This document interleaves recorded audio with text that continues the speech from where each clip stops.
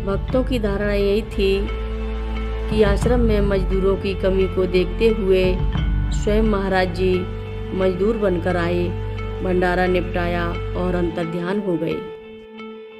ज्ञानेन्द्रहाराय त्रिलोचनाय भस्मांगरागाय माहेश्वराय नित्याय शुद्धाय दिगंबराय भस्मै नकाराय नमः शिवाय।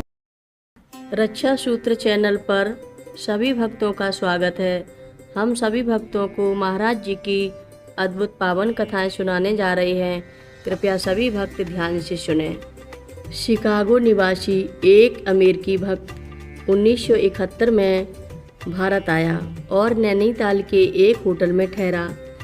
उसने 11 दिनों तक लगातार कैंची आश्रम आकर महाराज जी के दर्शन किए थे। 1982 में वह पुनः अपने व्यापार के सिलसिले में भारत आया। जब वह दिल्ली में था तभी उसके कुछ परिचितों ने बताया कि महाराज जी का एक आश्रम वृंदावन में भी है। वृंदावन आकर उसने श्री माँ के दर्शन किए। उसने माँ को अंग्रेजी में अपना एक अनुभव सुनाया, जिसका अनुभव केयर सिंह ने किया। अमेरिकी भक्त के मुताबिक यह घटना 1976 की थी। उस समय वह भारत से शिकागो जा रहा था। उसका विमान रात में शिकागो हवाई अड्डे पर उतरा। बाहर आकर वह एक कैब में बैठ गया। उसने देखा कि बगल की कैब का चालक बिल्कुल बाबा जी से मिलता जुलता था। वह स्तब्ध था। कुछ देर खड़े होकर वह उस कैब के चालक को देखता रहा। इतने में कैब चल दी। उसने उस कैब का पीछा करने के लिए अपने कैबमैन से कहा। अपना कैबमैन जितनी तेज़ी से चला सकता है चलाया, लेकिन आगे की कैब और तेज़ी से भागने लगी। 2 मोड़ों के बाद वह गाड़ी आंखों से ओझल हो गई। अमेरिकी भक्त ने कहा कि बाबा जी ने उसे ब्रह्मलीन होने के बाद दर्शन देकर कृतार्थ किया। इसे मैं उनकी कृपा समझता हूँ।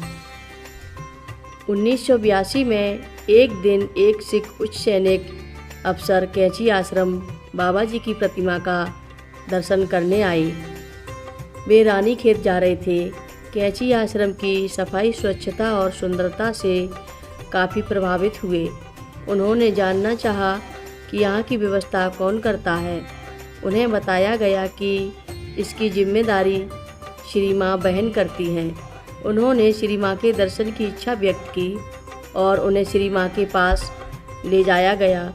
श्री माँ के कमरे में बाबा जी के कई चित्र टंगे थे। वे उन चित्रों को मुग्ध होकर देखने लगे और लगातार देखते रहे।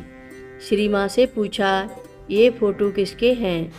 जब उन्हें बताया गया कि ये चित्र श्री नीम करोरी बाबा जी महाराज के हैं। उन्होंने 1973 में महासमाधि ले ली तो उन्होंने कहा, कैसी बात कर रहे हैं आप लोग? मैं जालंधर से आ रहा हूँ। वहाँ मैंने इन्हें तांगा चलाते देखा। उस समय उनकी ओर मेरा ध्यान विशेष रूप से आकृष्ट हुआ था। हो सकता है महाराज जी ने इस फौजी अफसर को अपने आश्रम में भेजने से पूर्व अपना दर्शन देकर कृतार्थ किया हो। 1973 का वर्ष था। 24 जून को प्रतिष्ठा दिवस के समारोह की तैयारी की जा रही थी। भक्तों की भीड़ बढ़ती जा रही थी। देश विदेश से भारी संख्या में भक्त आते जा रहे थे। इसके 3 दिनों पहले एक श्रमिक आया। उसने श्री माँ से प्रार्थना की कि आश्रम द्वारा निर्धारित वेतन पर वह काम करना चाहता है। उस समय आश्रम में मजदूरों की कमी थी। व्यवस्थापक ने तत्काल उसकी नियुक्ति कर दी और उसे बर्तन मांजने के काम में लगा दिया। वह मजदूर घोर परिश्रम करता रहा, रात दिन अपने काम में लगा रहा। उसका श्रम देखकर आश्रम के सभी लोग उससे प्रभावित थे। वह मजदूर अपने काम की बदौलत सभी का प्रिय पात्र बन गया। उसमें एक गुण यह भी था कि वह काफ़ी विनम्र था और सबका सम्मान करता था। प्रिय बोलता 14 जून को प्रतिष्ठा दिवस धूमधाम से संपन्न हुआ। लगभग 20,000 आदमियों ने प्रसाद पाया। इसके बाद भक्तों की वापसी शुरू हुई। 2-4 दिनों में ज़्यादातर लोग चले गए। एक दिन अचानक ही मुँह अंधेरे वह मजदूर भी चला गया।